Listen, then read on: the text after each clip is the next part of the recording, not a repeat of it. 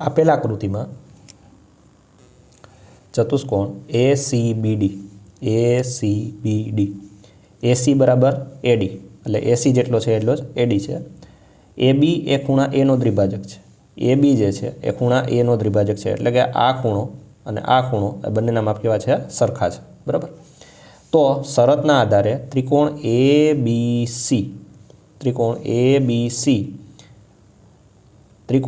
ABD ને આપણે કઈ શરતના આધારે સંગત થાય? ઓકે.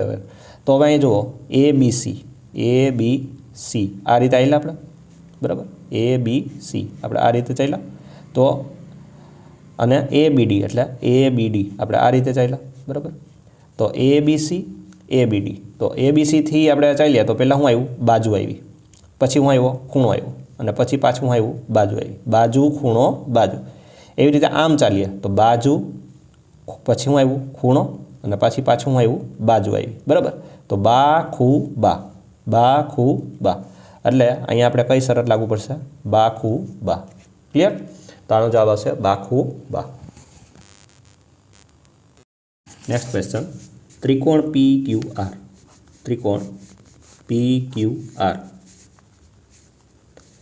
PR બરાબર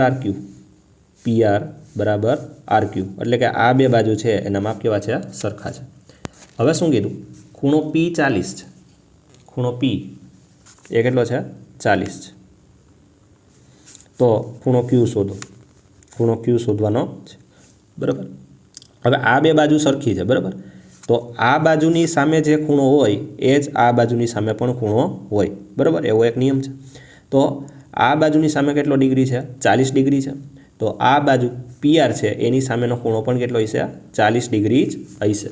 એનો મતલબ એમ કે Qનું માપ છે એ કેટલા ડિગ્રી આવશે? 40 ડિગ્રી આવશે. ક્લિયર? નેક્સ્ટ ક્વેશ્ચન, ત્રિકોણ ABCની સમાન બાજુઓ AB અને ACના મધ્ય બિંદુ અનુક્રમે E અને F છે. એટલે E અને F જે છે એ ABના અને ACના મધ્ય બિંદુ છે. ઓકે. હવે શું કીધું અહીંયા? તો ખાલી જગ્યા થાય. હવે આપણને અહીંયા ઓપ્શન્સ આપેલા છે. AE બરાબર AC. AE અને AC સરખા થાય? ન થાય. બરાબર. આ તો નાનું છે, આ મોટું છે. CE બરાબર BC. CE અને BC એ સરખા થાય? ના. તો આ પણ કેવું આવશે? ખોટું. AF બરાબર BF. AF અને BF સરખા થાય? નહીં. આ નાનું છે, આ મોટું છે, તો આ પણ હાલશે નહીં. BF બરાબર CE. BF અને CE તો આકૃતિ ઉપર તમને ખ્યાલ આવી જાય કે આ અને આ બંને કેવા છે? સરખા. તો BF બરાબર CE એ સાચો ઓપ્શન છે. ક્લિયર? ક્વેશ્ચન, સમાંતર બાજુ ચતુષ્કોણ ABCD નો કોઈ એક વિકર્ણ. તો પહેલાં તો સમાંતર બાજુ આપણે ચતુષ્કોણ બનાવી નાખીએ. આ સમાંતર બાજુ ચતુષ્કોણ ABC અને D. કોઈ એક વિકર્ણ AC, એક વિકર્ણ છે. બરાબર. AC એ બે ત્રિકોણમાં વિભાજિત કરે છે. બે ત્રિકોણ થઈ ગયા. હવે શું કીધું અહીંયા? તો ABC ત્રિકોણ A B અને C આ એક ત્રિકોણ બન્યું. ABC આ રીતે આવેલા ABC ને સામે કયો હોય? તો અહીંયા ABC હોય. તો અહીંયા એવી રીતે કોણ હોય? ADC. કોણ હોય? ADC. અહીંયા ABC તો અહીંયા કોણ છે? ADC. તો આપણો અહીંયા ત્રિકોણ ABC છે એને એકરૂપ ત્રિકોણ બીજો કયો થશે? ADC. ક્લિયર? તો આપણો આન્સર આવશે ADC. નેક્સ્ટ ક્વેશ્ચન, ત્રિકોણ PQR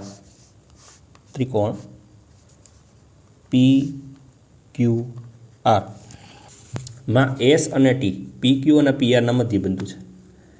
તો PQ નું મધ્ય બિંદુ છે S અને PR નું મધ્ય બિંદુ છે T. હવે આને આપણે જોડી દઈએ. હવે શું કીધું? જો ST 6 હોય, ST નું માપ જે આપણને આપેલું છે એ કેટલું આપેલું છે? 6. તો QR કેટલું હોય?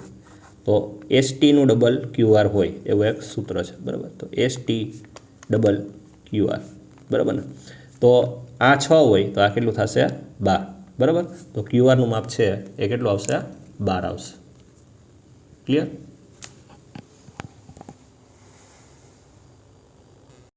નેક્સ્ટ ક્વેશ્ચન, એક સમબાજુ ચતુષ્કોણની બાજુઓનું માપ 10 સેમી છે. તો પહેલાં તો એક સમબાજુ ચતુષ્કોણ બનાવીએ આપણે. સમબાજુ ચતુષ્કોણ દરેક બાજુનું માપ કેટલું છે? 10. હવે શું કીધું? તેના એક વિકર્ણની લંબાઈ 12 છે. તેનો એક વિકર્ણ છે એની લંબાઈ આપણને કેટલી આપેલી છે? 12 આપેલી છે. તો બીજા વિકર્ણ લંબાઈ શોધો. બીજા વિકર્ણની આપણે લંબાઈ શોધવાની છે. બરાબર. હવે આપણને ખબર છે કે સમબાજુ ચતુષ્કોણના વિકર્ણો છે એ બંને એકબીજાને કાટખૂણે છેદે છે. બરાબર. શું કરે છે? કાટખૂણે છેદે છે. હવે આખું 12નું માપ હોય, આખું 12નું માપ હોય એનો મતલબ એમ કે આ પણ 6નું હશે અને આ પણ 6નું હશે. બરાબર. બે ભાગ કરીએ તો હવે આપણે આ ટ્રાયેંગલને આપણે ધ્યાનમાં લઈએ. એટલા ટ્રાયેંગલને આપણે ધ્યાનમાં લઈએ તો આ 6 છે, આ 10 છે. બરાબર. હવે આમાં આપણે પાયથાગોરસ લગાડીએ. આમાં આપણે પાયથાગોરસ લગાડીએ તો શું થાય? તો કે 10નો વર્ગ બરાબર 6નો વર્ગ પ્લસ અહીંયા આપણે x આપી દઈએ, xનો વર્ગ. 10નો વર્ગ કેટલો થાય? 100. 6નો વર્ગ કેટલો થાય? 36 પ્લસ xનો વર્ગ. 36માં કેટલા નાખ્યા તો 100 થઈ જાય. તો કે 64 નાખવો પડે. કેટલા નાખવો પડે? 64. એટલે કે x² બરાબર 64. x² બરાબર 64. તો xની કિંમત કેટલી છે? 8. xની કિંમત કેટલી છે? 8. xની કિંમત 8 આવી ગઈ આપણી પાસે. એટલે કે આ જે કિંમત આવી આપણી પાસે, આ જે કિંમત આવી એ કેટલી આવી આપણી પાસે? 8. અડધું 8 હોય તો આખું કેટલું હોય? 16. અડધું 8 હોય તો આખું કેટલું હોય? 16. એનો મતલબ એમ કે બીજો જે વિકર્ણ છે, બીજો વિકર્ણ જે છે એની લંબાઈ કેટલી થશે? 16 સેન્ટીમીટર થશે. ક્લિયર? Next question. લંબચોરસના મધ્યબિંદુઓને જોડવાથી ખાલી જગ્યા ચતુષ્કોણ મળે છે. તો આપણે જાણીએ છીએ કે લંબચોરસ છે એના મધ્યબિંદુ છે એને આપણે જોડીએ તો જે ચતુષ્કોણ મળે એ કેવો મળે છે? સમબાજુ ચતુષ્કોણ મળે છે. કયો મળે છે? સમબાજુ ચતુષ્કોણ મળે છે. ક્લિયર?